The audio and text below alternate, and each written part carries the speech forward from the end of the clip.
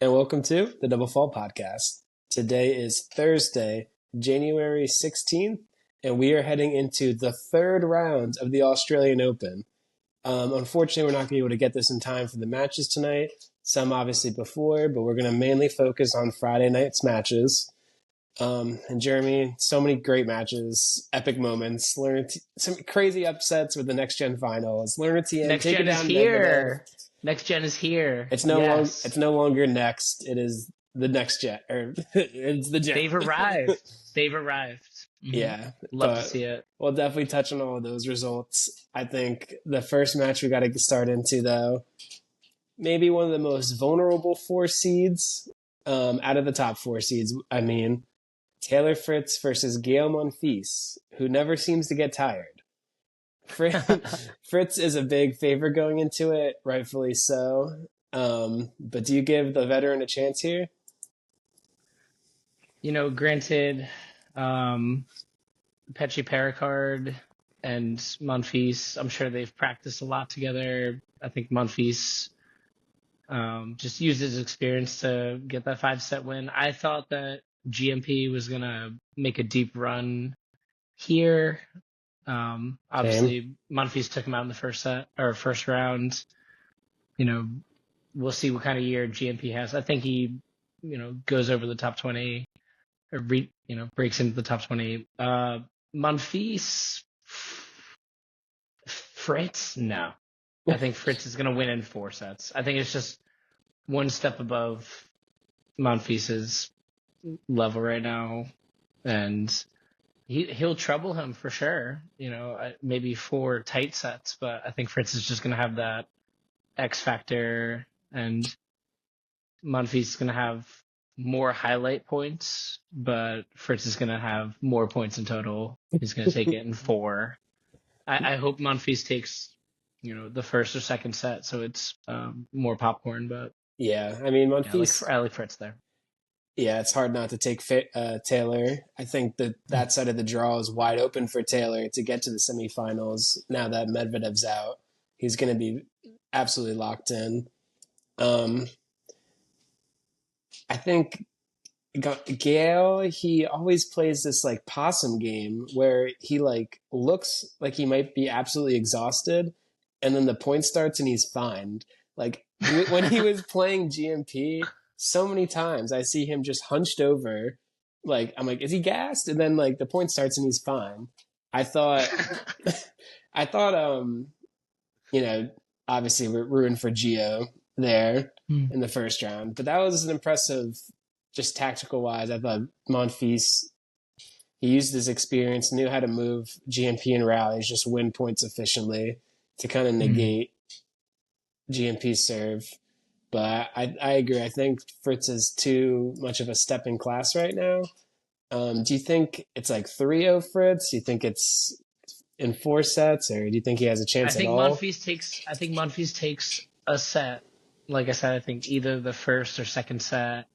Then Fritz is going to run away with it a little bit. That's my prediction. I know last episode that we did, I was so wrong with all my predictions. Can't believe we doubted Fonseca. Never again. But seriously. No, literally. And it made so much sense, though, because, all right, it's his first, like, it's his debut at a Grand Slam. Rublev, so it's probably going to go 4 or 5. And no, Fonseca won in straight sets. I was so impressed, and just my jaw was absolutely at the floor, like watching that morning. I know. I did actually set my alarm for 4:30, and I watched the entire match. Like usually, like with the AO, if I, am watching in the middle of the night, like I will like be sleeping and having it on the background. But that match was just too popcorn with the Fonseca and Rublev. Like I kept like just having to get back up and watch it, but. Regardless, Fritz gonna win in 4, maybe 3, but I don't have Monfils getting a set. Yeah, I think the odds are like a little bit that Monfils is definitely gonna get a set. I don't really have a strong way either way because I think there's not really much value in that, but definitely like Fritz to move on there. Figure we might go into the next one though. This is a real 50-50, I think. Ben Shelton versus Lorenzo Musetti. This is a good one. We had the battle of the one-handers, Musetti versus Shapovalov. And Dennis Shapo. never ceases to disappoint because it's tough to beat your opponent when you beat Double fall yourself. to love. That Yeah. is double fall to love. Yeah. He's our first guest that we're going to have. Yeah, they don't call me double fault for no reason. And Dennis might as well was just trying to shout out the podcast with that performance against You know, Musetti.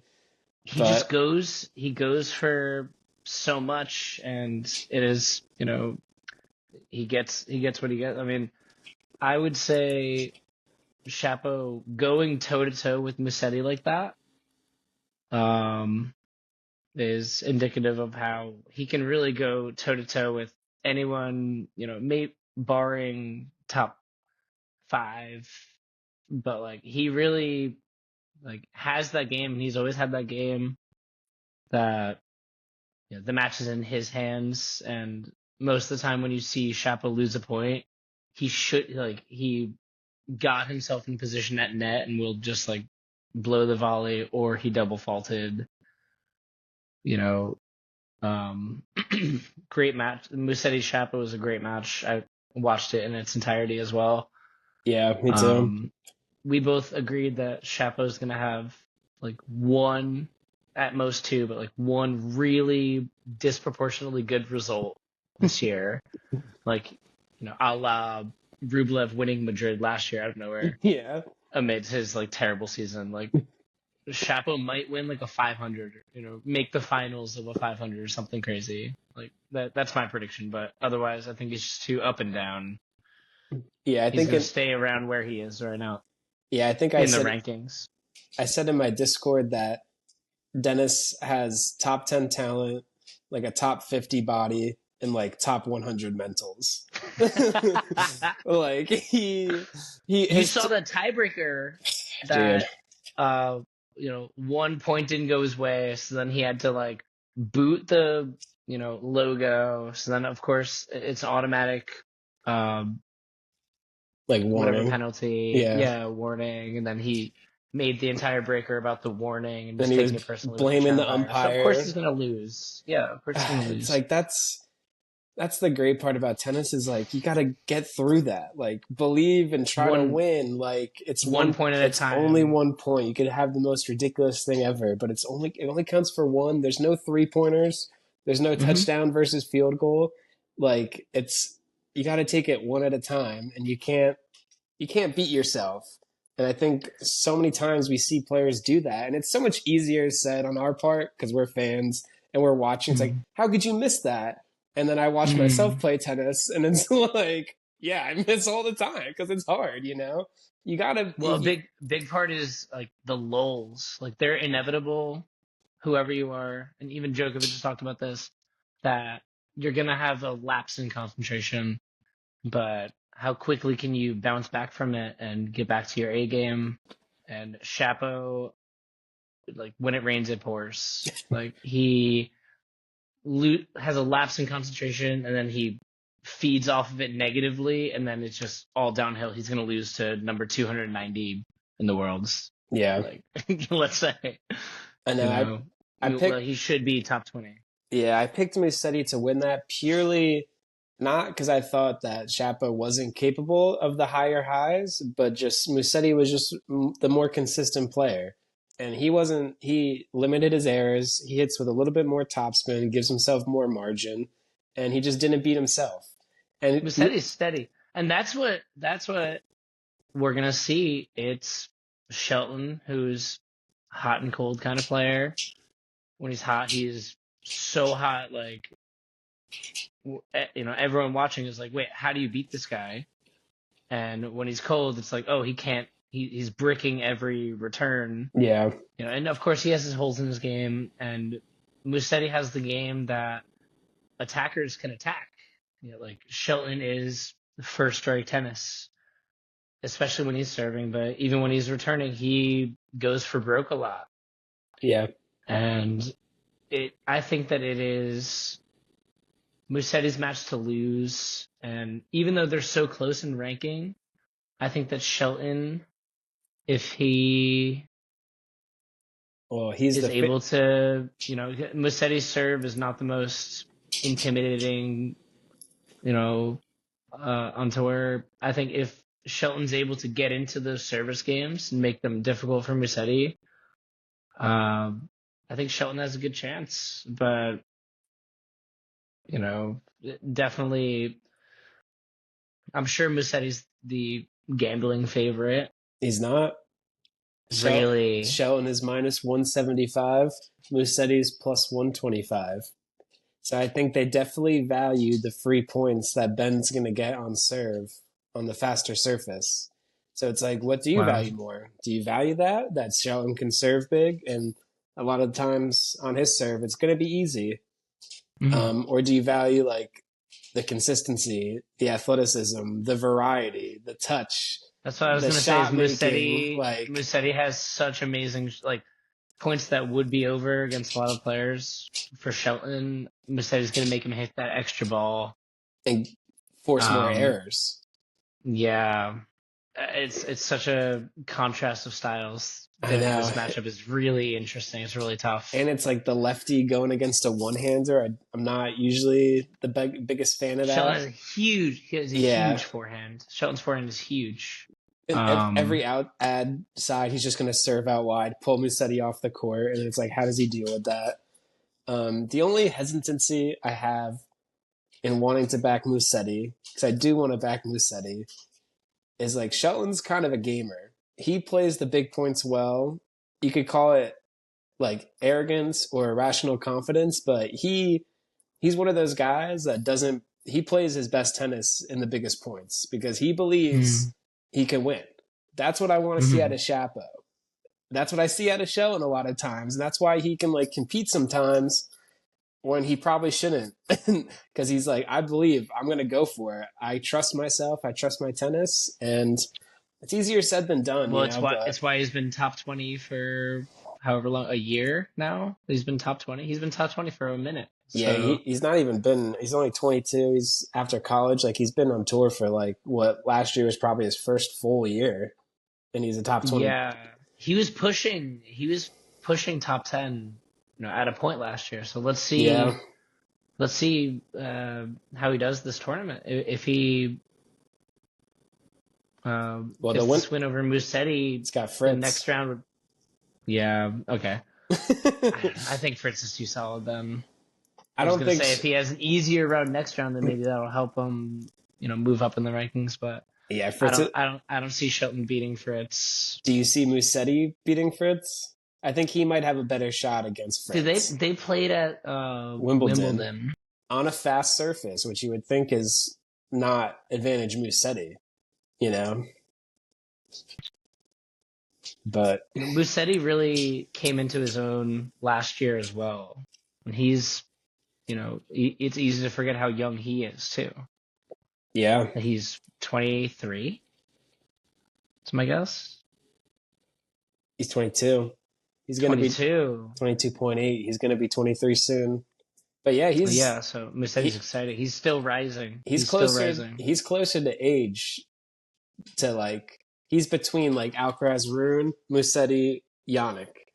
He's in that generation of guys. He's not in the lost generation of Tsitsipas, Tiafoe, Rublev. Yeah. Musetti's for sure next gen up. But so I'm predicting that everything is telling me to say Musetti is going to win this match. As much as I want to see Ben Shelton win all 4 Grand Slams this year, I just don't see it happening. I think Musetti's going to take him, and if Shelton wins, I tip my hat to him. That's great. Yeah, I think I'm going to go Musetti in, maybe a 5-setter, but Musetti's going to win. It's a high total. It's 40.5 games, which is pretty high because even that's hard to hit. And in 4 sets sometimes. I'm trying to see if I could take.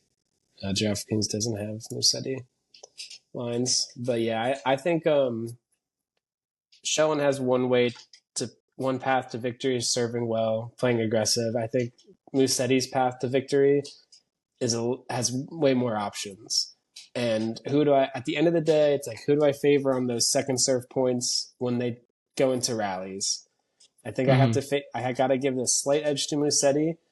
I wouldn't take his game spread. I'd rather take I usually take the added game spread to give a little cushion, but I don't like that because I think he's probably more likely to lose a set where he gives up a break, lose it 6-3 to Shelton because Shelton just serves unreal.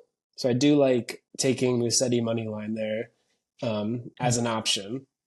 And naturally, with upsets on the next side of the draw, as we talked about who gets out of that section to the quarterfinals, we have on the other side of the section, we have a couple upsets. So now we don't have the big names. So we have Lorenzo Sonego, after he beat Fonseca, now takes on Fabian Marozsan. And then the other side is Moutet versus Learner Tien. So, like... Who in Vegas saw that? Yeah, like, if you predicted that... I had Marozsan going far. I had him beating Tiafoe. I had him beating Rublev, actually. I like Marozsan beating Khachanov. Well, he's that a match? No. Playing? Marozsan plays Sonego. Or Sonego. Okay. And then the winner plays the winner of Moutet and Learner Tien. So let's go into... Let's talk a little bit about Fonseca, Sonego, and then Marozsan beating Tiafoe in 5. I mean, I liked, Fonseca's follow-up to his unbelievable one-way traffic against Rublev, because Rublev in that match, by the way, like, was playing, very, to his strengths, serve +1. Fonseca just had that extra gear that he didn't have. And that's saying something, because Rublev is really top 10 talent. So Fonseca, and I heard that Alcaraz tried practicing with Fonseca and they were going forehand to forehand, and Fonseca was hitting it too big. And Alcaraz was like, I couldn't hit it. Like, my forearm was hurting after I was hitting with Fonseca. And I'm like, yo, that is telling, right? And Fonseca is seriously the truth. We see, big three. We see Sinner, Alcaraz. We know Fonseca is going to be joining them. That's just my opinion.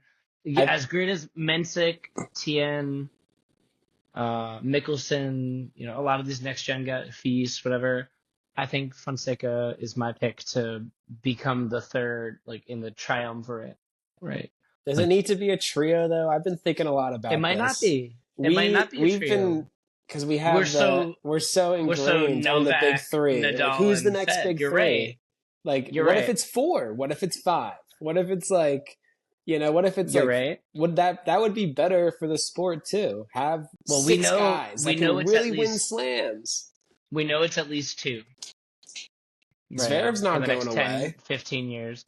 Zverev's great, but I don't put him in the same, exactly this, very minute difference between him and Sinner and Alcaraz. But well, yeah, in 10 years, Zverev's going to be 37 and Alcaraz is going to be 30. So, like, we got 10 years of the kids we're talking about now. How many years at the elite level does Sasha have left? Maybe it's 8, but 10 years in the future, that's what people are fixating on, even though the results matter now. But I think I'm just saying, Fonseca pushing top 20 by year end. He's a top 25 player. So fucking good. So good. Right now, he's a top 25 player. Like, he's playing at a top 25 level. Yeah, the books priced him like that against Sonego. I think the only difference was, and I think you nailed it on the head, calling Rublev a one-trick pony. It's not like he only has one shot to go to. Rublev only has a plan A. And what happened in Fonseca Rublev was Fonseca matched that plan A and outdid him in what Rublev wanted to do. He could out-hit him in rallies, which I didn't see coming. And then what the subtle difference was, Fonseca has that extra, even at 18, which is like, could be an indictment on Rublev not developing other parts of his game, where Fonseca has that variety to lean on when the balls don't come where he wants them to come. Like, Rublev doesn't really alter the pace of his shot. You're getting the same speed where you can get into rhythm and hit against him, and you know the kind of patterns. He's going to go cross-court, open up down the line. There's no real drop shot. There's no fear of him coming to net. And I think that's what Sonego did well against Fonseca, where I don't even know if it's Sonego. I say it different every time. I think either one is right. Yeah, but he did an excellent job. Like, obviously, Rublev plays Sonego. He beats him probably. Mm-hmm. But in the matchup with Fonseca and Sonego, he mixed in his variety. If you watch the highlights back, Sonego did a lot of drop shots. So many drop shots. A la Marozsan. Yeah. Right? Yeah. So that's going to be an interesting match. Sonego is a great server. He's like a little like hit or miss sometimes, but I think having that extra dimension in his game that Rublev didn't like exposed Fonseca. It just like gave him an extra problem to solve. And against Rublev, he only solved one problem and had the answers.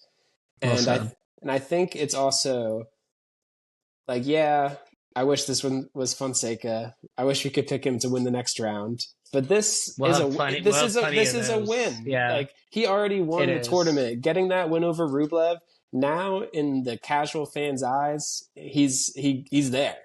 People know his name.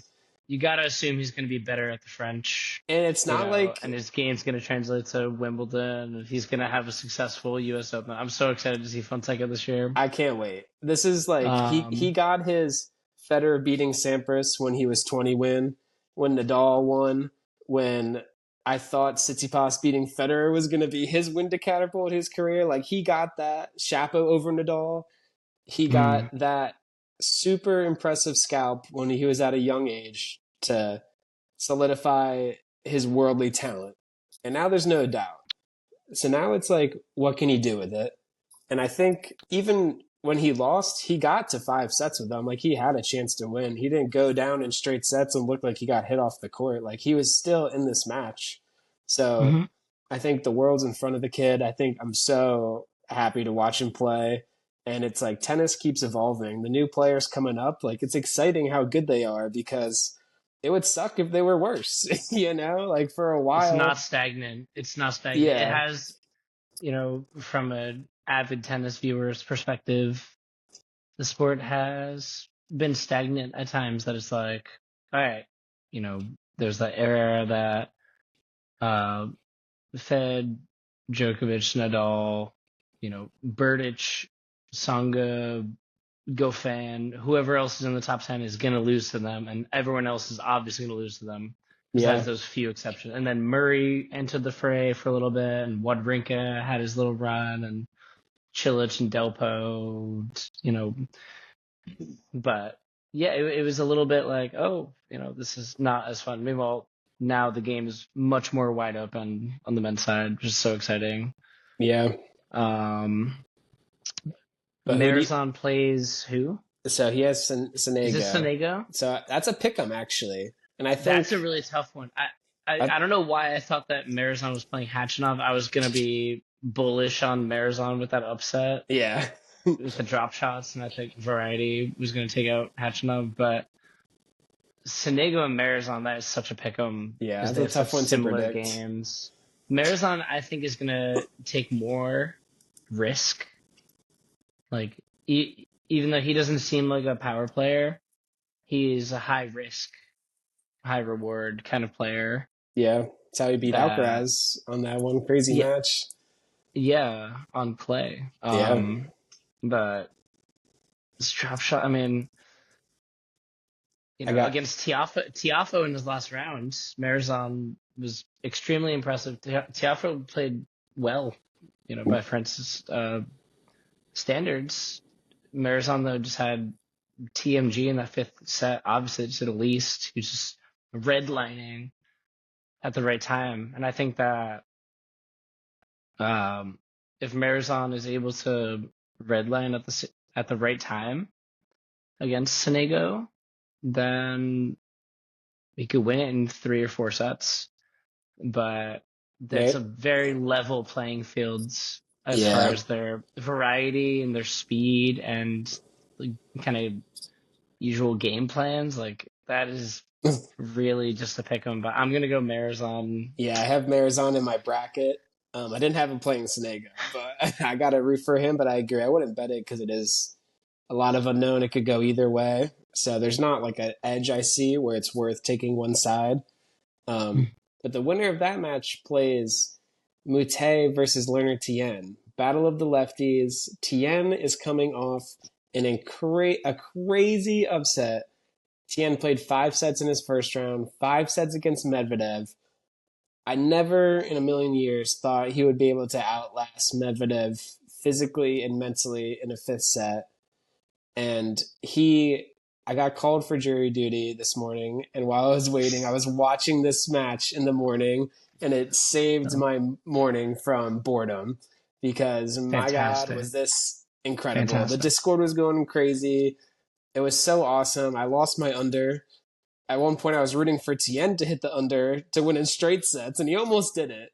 But I don't know if Learner's ceiling is as high as like a Fonseca, as like maybe even a Mensik, but he's got a solid game. He's so fast, so consistent.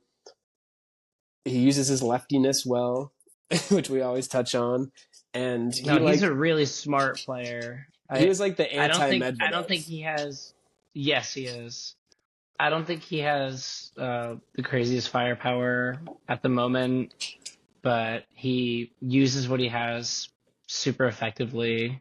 And like you said, the leftiness makes a big difference, and it showed in his match against Medvedev. I just like. But Moutet is so hard to predict. Moutet is so hard. Moutet is going to do his best to disallow, Tien to, kind of dictate and make things go the way he wants them to. I do like Learner Tien to win this match. I do.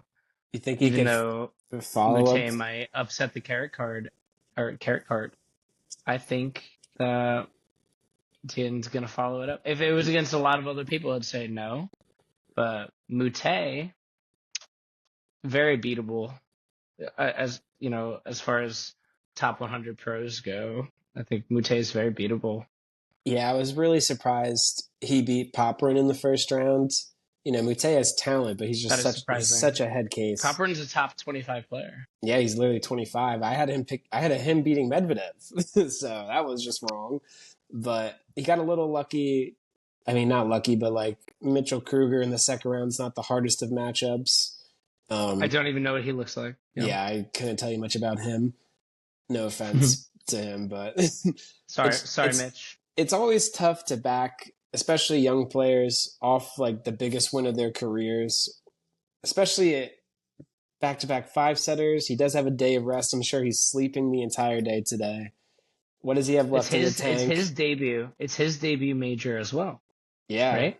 I think so. I'm not sure if he's played a main draw match yet. And he went through qualifying too and qualified, so. Went through qualifiers and then 5-setter and then 5-setter against a top 5 player and he won that. So let's see. He seemed really chill in the press conference though. They're like, yeah, he's great. Australian guys like, hey, you're not supposed to be that good when you're 19. He's like, I don't know what to say to that. Yeah, that interview was next crazy, question, dude. Yeah. And then the next question, the guy was like, so, we know you were playing great, and then 6-1 in the full set from Medvedev. What happened there? And he's like, oh, you're gonna honestly, I just really had to pee.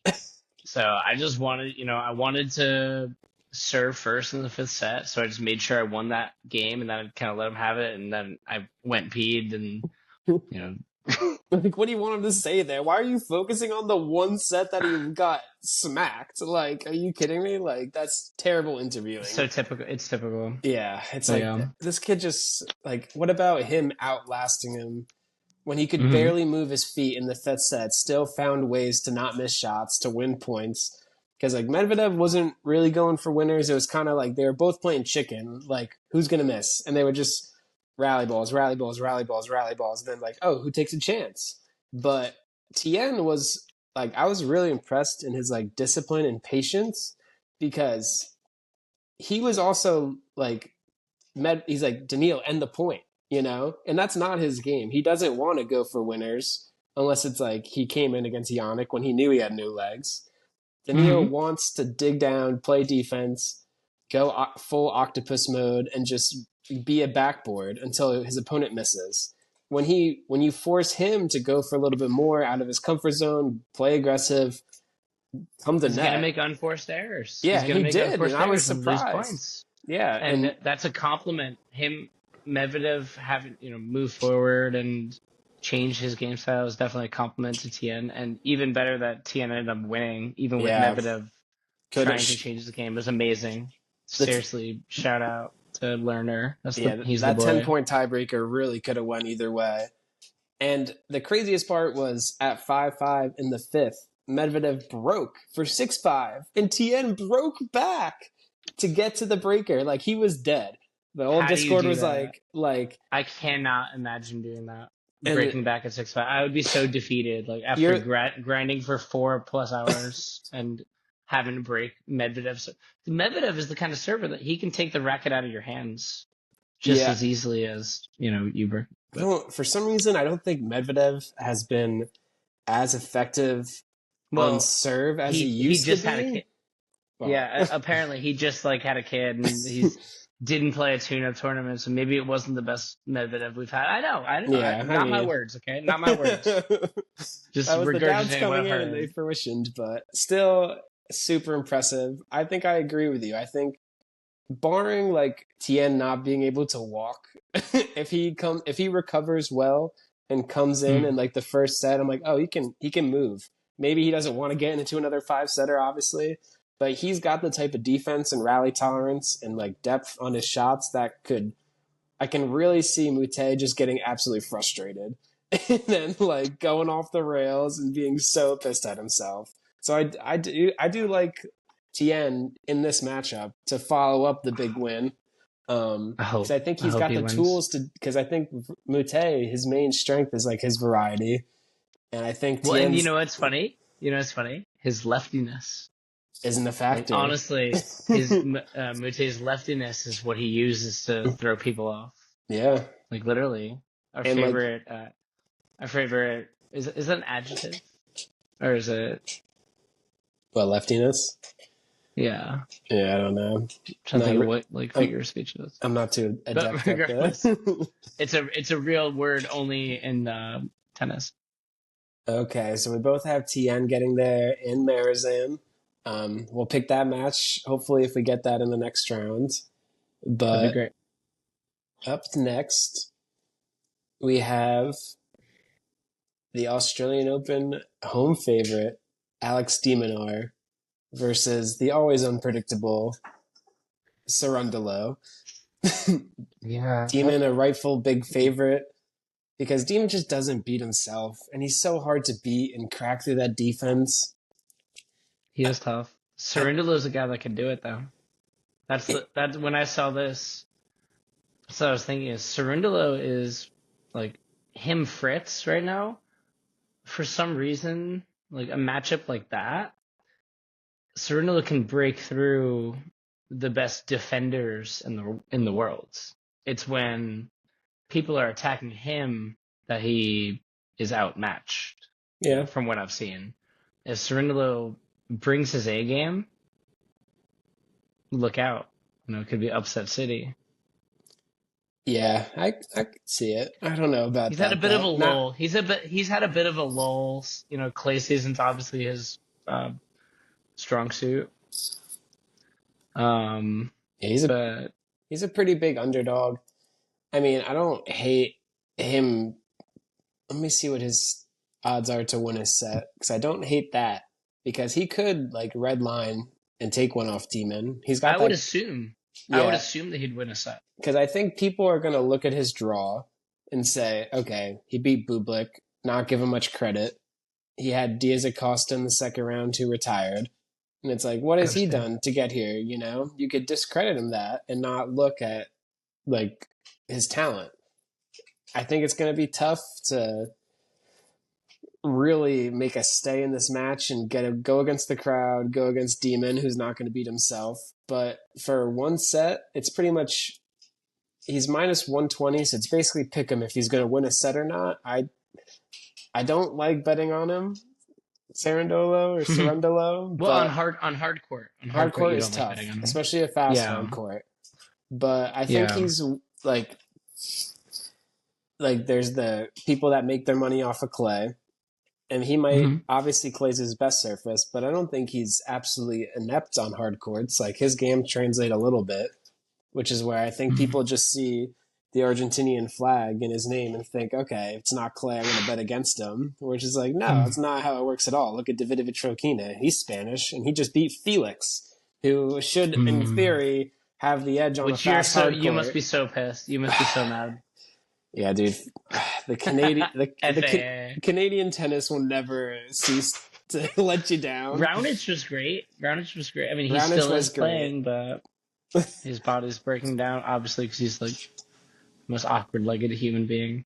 But I know Felix is still only 24 too. Like Felix has been on tour for like 6 years, dude. Like that's insane that Felix is only 24. Also, I know it's just like him and Shapo. They still have a bright, bright future. Let's see, Diallo. Did he win? No, he lost to Khachanov. He lost. So the winner of Cerundolo Minaur plays so we both have Demon. Do you think Cerundolo could get a set? Because I think that would be a good play. I think Demon in 4. And then the winner of that plays Karen Khachanov versus Alex Michelson, which is an interesting matchup. Michelson, obviously the huge win over Tsitsipas. We talked about the mismatch in the last episode with that matchup. I didn't really get much of his next match against McCabe, the wild card from Australia, but it seemed pretty, relatively smooth. One break or a tiebreaker per set. Mickelson had that extra, in the big points. Mickelson buckled down. Yeah, that's a tough one. Mickelson Khachanov is a really tough one. I think for Mickelson to win, because Mickelson's going to be, he's going to be the solid, Mickelson's kind of MO is just being the solid player who also happens to be 6'5" and have a huge serve. I feel like Khachanov's been doing that for 6 years, 7 years now. Yeah. And I mean, forehand to forehands matchup might, backhand. I think I give the edge to Mickelson. I would love to see Mickelson win that. Same. It's a tough one. It's a tough out. Khachanov's always a tough out. Yeah, that's not the guy you want to play. I'll never forget third round for Mickelson. Yeah. I'm going to go Mickelson. Since he won in straight sets, and he's going to be relatively fresh, I haven't seen a lot of Khachanov in the past bunch of months, but I think Mickelson is going to do it. I'm going to go Mickelson. Karen had an unbelievable 2023 last year. My Discord is the biggest Karen Khachanov supporter on the planet, so we pay a big attention to all of his matches. He had a down year last year for sure, but he's just one of the most solid players on tour. And he's still top 20, right? Yeah. I'll look at that. Is he 18? He's 19. Career high number 8. He made 1 year. He made 2 Grand Slam semifinals. I believe that was 2023.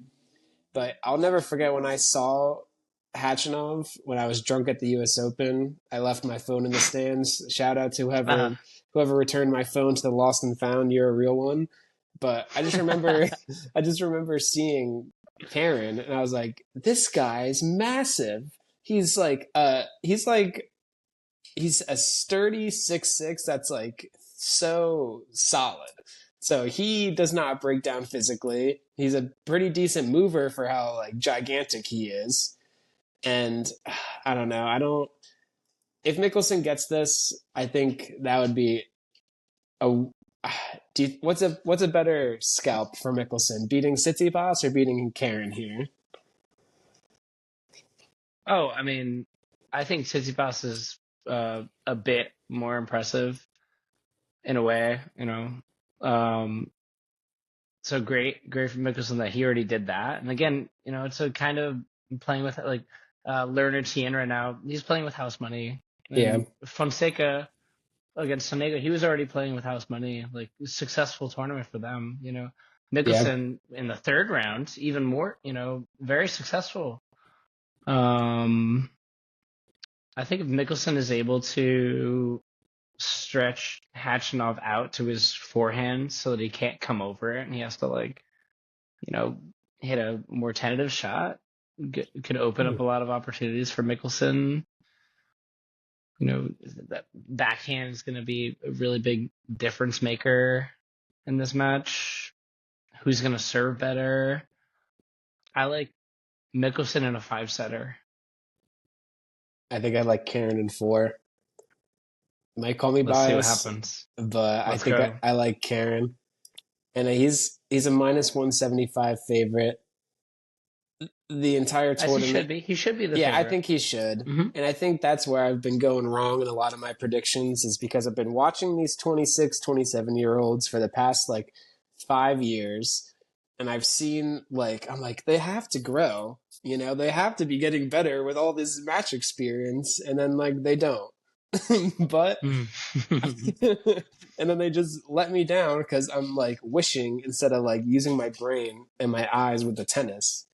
But I think the main difference I see here is Tsitsipas. He's very easy to game plan against because he's got the weakness in his backhand and trying to avoid that. But Karen does not have an easy path to victory against him. He's way harder to figure out than Stefanos, I think. It's going to be a grind. So I like Karen.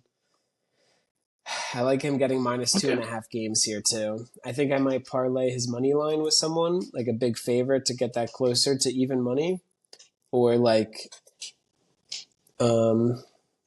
somebody to win a set. But I think I'd be surprised if Michelson gets this, haps off, next gen's here, one for the future. Coming. But I think it is already here. I got to trust my brain a little bit, and Karen's just too solid to beat himself like Tsitsipas did a little bit. Michelson made him beat himself for sure, but I agree. Mm-hmm. So you got Michelson, I got Khachanov. Winner of that plays Demon. So let's get to the last couple matches. This one we got 4 more on the horizon for Friday. Number 1 seed, defending champion, Jannik Sinner versus American Marcus Giron. Sinner. Now, this one is a no-brainer for me. I have Giron in 3. Lucky if Sinner gets 5 games. You took the words right out of my mouth. Oh, wait, no, we're not on American soil. Never mind. Sinner in 3. Oh, wait, it's not ATP Dallas? If this was in Dallas, Giron would be in that, he wouldn't even play in a tank. He'd be shirtless. Yeah. And he'd only have a Speedo on. Is that a rule that players can't play shirtless? Because that would be hilarious. That has to be a rule. I think you do have to wear a shirt. Unfortunately. I'd be shocked if that wasn't a rule. Yeah. Otherwise, Curious would have already come out and be like, "What? It doesn't say in the rule book, mate. It could be shirtless." Yeah, I mean, we got Sinner, no brainer. He's even a next. Huge. Yeah, exactly. He's minus 3,500. So you got to bet $3,000. I would have loved $3.5 to make $100 on him. I would have loved to see Giron play anyone else, someone, between the 20 and 32 range, maybe Giron would have a chance of the upset, but yeah, it's three too many steps above. 3-0 center probably. Who did drop a set to School Cake, but School Cake. yes, School Cake. Hey, good for him. He came out hot. Yeah, School Cake came out hot. Yeah, if you don't get Yannick early, you're not getting him at all. But last match of Friday, this guy has been making waves so far in the tournament. Upsetting Hubie last round, Miomir Kecmanovic takes on a guy fighting to be the last member of the new Big Three, Holger Rune, who says, "Don't forget about me yet." Taking Zizhen Shang down in 5 first round. Matteo Berrettini down after Berrettini was a favorite in that match, and a lot of people had him.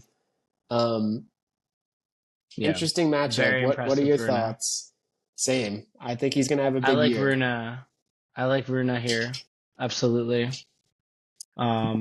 Just based on how he looked against Berrettini, he looked very mentally composed, which didn't think I'd be saying so soon. But yeah, he really, and with Rune, I feel like it's a bit of a tournament by tournament kind of deal. Yeah. Like he could come out and just first round exit like last year, or I think this year he's really gonna want to clear up all of the talks. Like, is Rune done? The best parts of his career are the best. I know the best parts of his career behind him already. Is he going to be a Bernie Tomic? But yeah, when you say it that way, he's 21. No, yeah. Rune, this guy is still the limit for this guy. He's incredible. He has so much natural ability. If he has, shows that he has that work ethic and he's not just going to give points away, then that's going to continue to, builds, his confidence, and his opponent's going to be wary of that. I would say that Rune is going to win this as he should.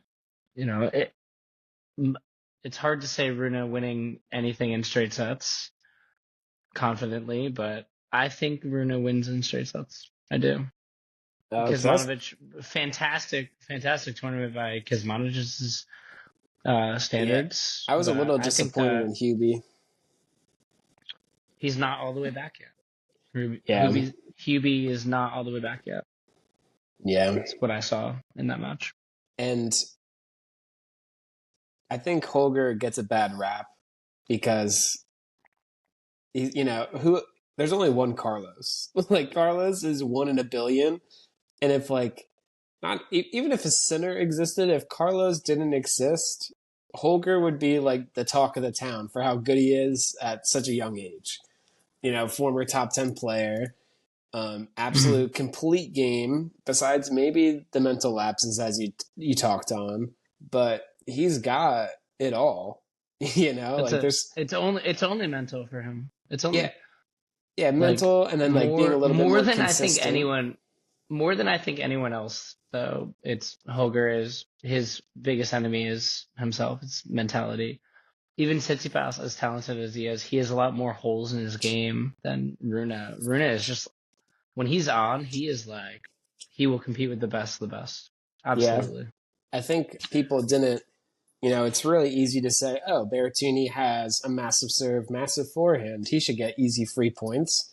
But they forget that Holger has that variety, has that the different shots that he could pull out of his ass on a given basis to make him intangibles. He has the intangibles. Yeah, I couldn't think of the word. But he can make life difficult for his opponents. Kecmanovic, completely different matchup than Berrettini. He's way more reliant on rallies and has a better rally tolerance. It's less of a big serve matchup. But I think that kind of also favors Holger.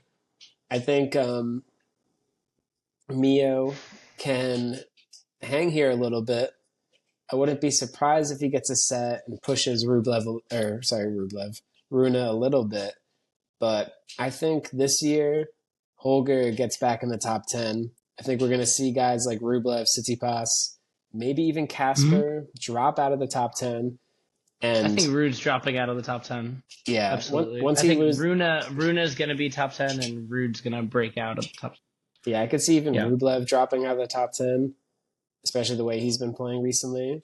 But, we keep saying like top 10 talent. He's got that kind of talent, but there can only be 10 guys. So somebody's got to go. And I can see Holger being one of those guys that replaces it. Because even in a down year, like 2 years ago, he had a great year. People would probably say he had his moments last year. He made the 1,000 final where he lost to Rublev. I think that might have been Madrid maybe, where he lost to Rublev. But people were saying, "Oh, Holger didn't have a good year last year. He's still 13 in the world. Like, what's a bad year? Like, like you can only go up if that's his bad year." So I think well said. I agree. Especially with the changing in coaches, figuring that all out. Hopefully, he has a steady voice in his ear this year. But I definitely expect big things out of Holger. I'd be very bummed if he doesn't win this match because. Well, because then Kecmanovic would just lose in the next round anyway. He would just the winner plays Sinner. So, like, Kecmanovic is getting 3-0'd by Sinner, Holger, I want, like, give me a gauge for his actual talent against a guy like Sinner. Because it's like, you say you want to be the best. You say you want to win Grand Slams. It obviously means a lot. You're working hard. But that's the beauty of tennis. It's like, it's 1v1. You get on the court. It's like, what do you got? Do you win the points? Do you play your best tennis? You could play your best tennis in practice. You could play it against, like, Joe Schmo, lower-ranked guy, but you say you want to be number 1 in the world, top 3, you want to be in the same conversation as Yannick and Carlos. Like, if he wins this match, now it's his chance. I want to see Rune, push those shorts up so that you can just only see his legs, like no pants pretty much. Just push them all the way up. Just come guns a-blazing. 3-0 Kecmanovic. Yeah, and I just want to see him play his best against Sinner and show us why, people are saying big 3 with Rune being the third. I would love to see it. Yeah, but, I would love to see it. I really do think that Rune is going to do it in straight sets against Kecmanovic. I wouldn't bet the straight sets. I think I'm just going to use his money line in a parlay. Maybe if I add that with Khachanov, both money lines go to like plus 126. I like that. I might take a little bit safer leg besides Khachanov money line to get Holger closer to even money. But I think we're in agreement. Like Tien Moutet. Yeah. I was thinking like Musetti to win a set or something, but I gotta play around. I gotta play around with the odds, but yeah, I like Holger there too because him versus Yannick would be box office next round, and that would tell us a lot. That would give us so much information going forward. It's a gauge. Where's Rune at right now? Because Sinner is the standard, Carlos is the standard. If you're not beating them, how you perform against them matters a lot. So, exciting stuff. Great matchups for Friday. I think that's all the ones for Friday. All of our best predictions. Yeah. So all the other matches are happening right now. We see how those are going on. Tommy Paul is looking like a straight sets win against RCB. Carlos is taking Nuno Borges to the gallows. I'd be surprised. Really? I was gonna say that's a second round match, right? No, I think Borges Alcaraz is second round, or is that third? No, this is all third round. So we talked about the second half of the third round, which is happening tomorrow. The first half is happening today. I thought a lot of these matches were pretty straightforward. Like I think Draper should handle Vucic pretty easily, just because I don't. Well, Vucic, he's coming off a big win over Korda. Yeah, when I tuned in, it looked like Korda was going to turn it around in the second set. And then I got caught watching another match, and then all of a sudden, Vukic wins in 5. Yeah, I didn't see that Amidst coming. the rain delays, I think might have messed Yeah. with the momentum of that match. Hard to say.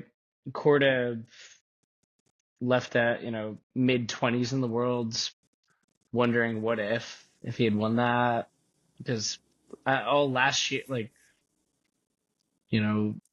last year I was saying Korda might break through and be higher ranked than Tiafoe, and get into that Shelton, Paul, at the time Fritz, and then Fritz broke through that and is top 4 now. But Yeah. Korda's got some rebuilding to do, because he's been right up there with the top 20. I mean, remember when he beat Medvedev a couple years ago at the AO in 5? That was a crazy win. Yeah. I mean, I expect Draper to get through that. The only concern is Jack's coming off 2 straight 5-set matches, so like his body is pretty much made of glass, so you never know when it's about to break. But I would love Draper versus Carlos in the next round.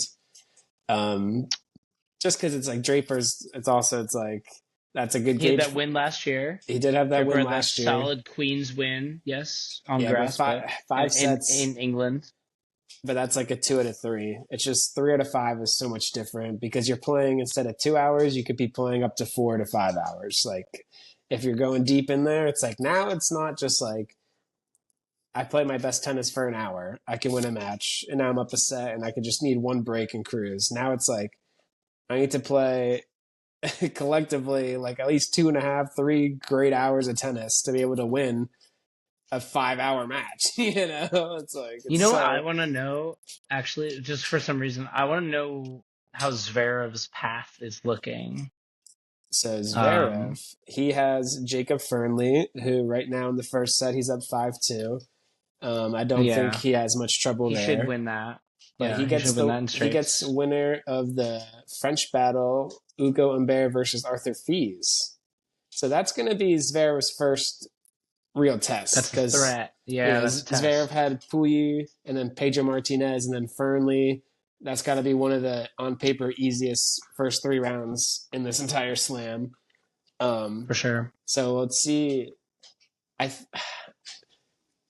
a good gauge segue. What do you think about that Ugo versus Fils matchup? That's a tough one.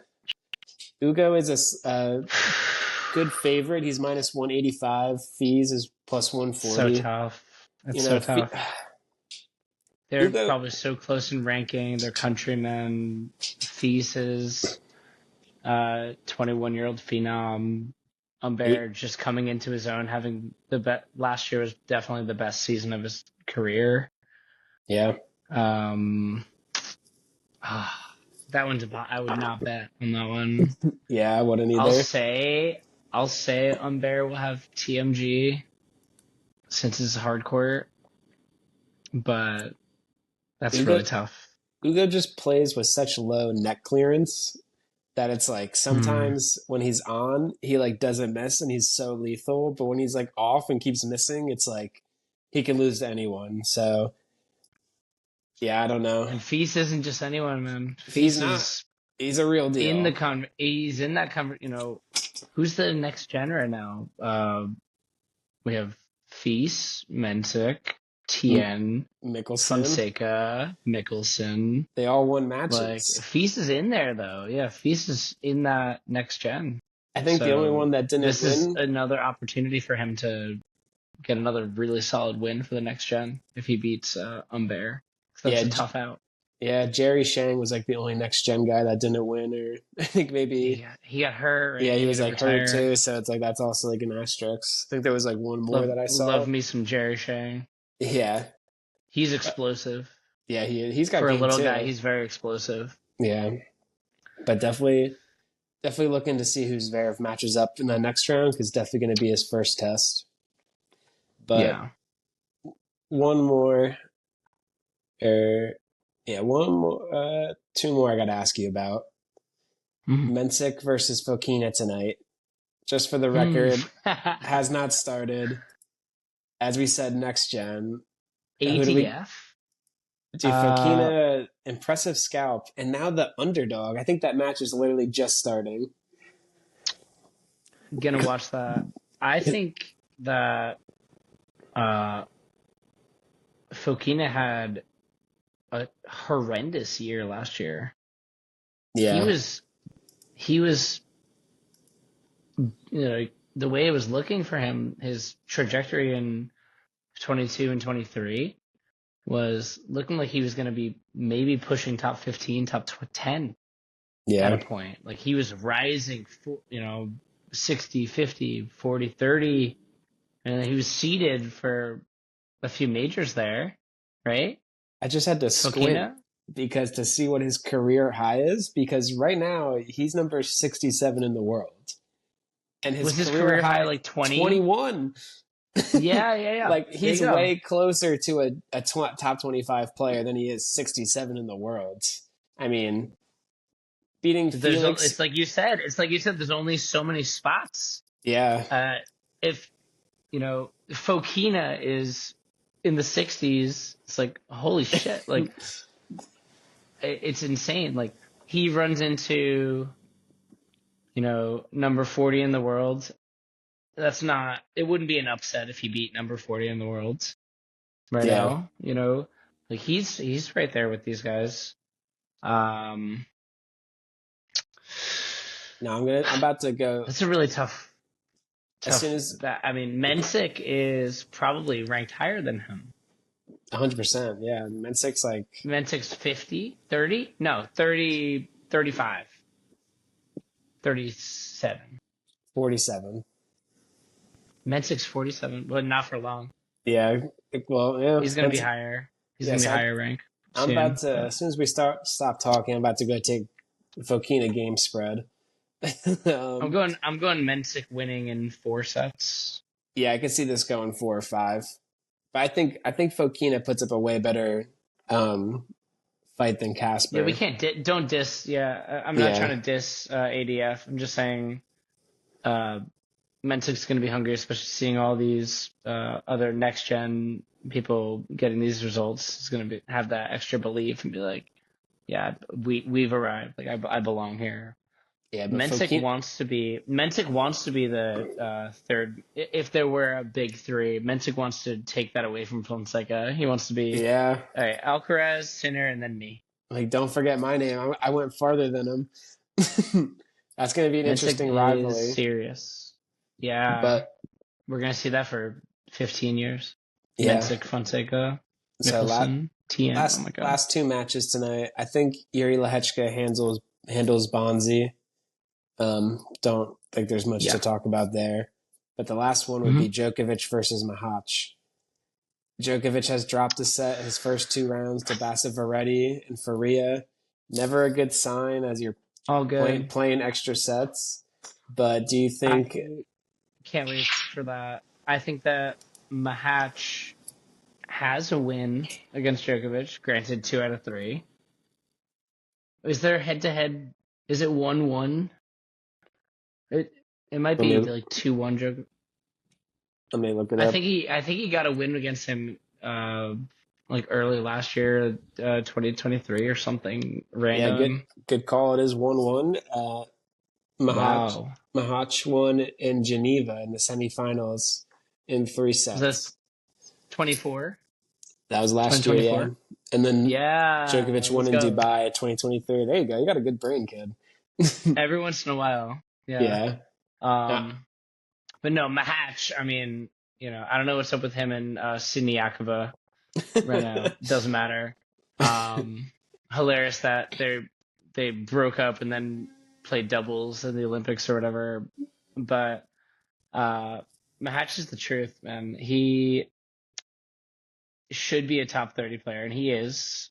And he's going to show, what the difference is in level between him and whoever Djokovic ran into his first 2 rounds. Mahat's going to be a step up. Good test for Djokovic's new coach Andy Murray. Yeah. Like in an actual pressure situation, how's he gonna help Djokovic along? My theory is that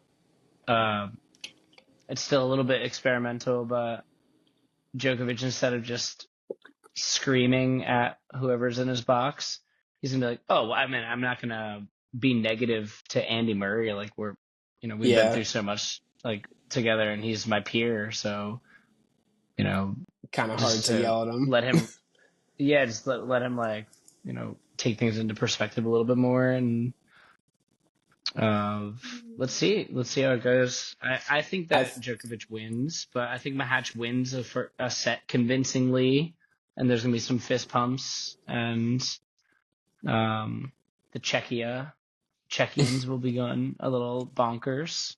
Yeah, this is a tough draw for Djokovic because he's got Mahatch and then he's got Lehechka. I'm just worried about him facing Alcaraz. I'm just worried about him facing Alcaraz. Well, he's got to go through two super solid Czech guys to get to Alcaraz. Or Alcaraz. Yeah. So I think this is a tough one to bet. I want to take Mahatch with the plus 5.5 games because that's a lot. It's a lot of games, but this is going to be the first time. Like Djokovic in the early rounds coasts, doesn't expel a lot of energy, doesn't really care if he loses a set because he knows he's going to win. But this is the first time he's playing like a real player where I think we get the real gauge of what level Djokovic could be at because he's not going to mess around with a guy he knows can beat him. What set do you think Mahatch is going to take if he takes a set? I don't think he's going to blitz. I don't think Mahatch is going to blitz him this time. Yeah. Even though that's like the stereotypical, they lose the first set, like Sinner with School K, like lose the first set and then turn it on. I think that they're going to come out pretty level. Djokovic is going to grind out the first set. I think Mahatch might win like the third set and then Djokovic wins the fourth. Yeah, that's what I was thinking. Like, Djokovic first two, he's going to come out like purposefully.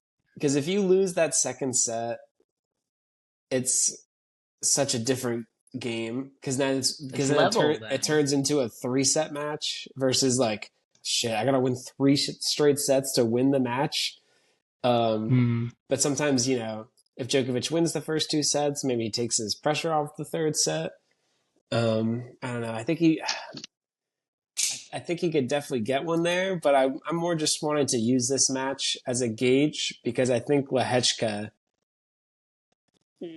probably he's up a step from Mahatch, I'd say. I think I trust him a little bit more. Just it's like the evolution of Pokemon. It's like it's like Feast, and then you have to face Monfils because he leveled up for French people, and then this is the Czech version that it's like you beat Mahatch, then you have to your Pokemon leveled up to Lehechka, the top Czech guy. And then we get Mensik when he's like in 5 years. He's the final evolution, final stage. Yeah, we gotta keep doing that for players. That was so funny when we said that. But yeah, I think this is a great gauge for Djokovic. If he struggles with these guys, he's gonna lose to Carlos. If he proves he's still got it and handles these guys with relative ease as he has been, then we're in for one in that quarterfinal matchup between him and Carlos. But I mean, he's got to make it there. Come on, Joker. I know that's the thing. It's like never rooted for Djokovic, but now it's kind of fun. It's kind of fun that the tables have turned. That he didn't win a slam last year. We want him to not get upset. People are calling him old. He didn't win a slam in a year. Like when was the last year he didn't win a slam? Can't recall. Exactly. I would have to look it up. 2007, and I'd have to look that 2010. up. I don't know. I should have had that offhand, but yeah, Jeremy, it's been great. Let's not keep this too long. Let's get this out for the people to listen. Good stuff, dude. This has been a great AO. So many storylines, and it's only going to get better. All right. Yeah, man. Can't wait. Oh my god, I'm turning it on right now. I know. Let's go watch some tennis. Peace out.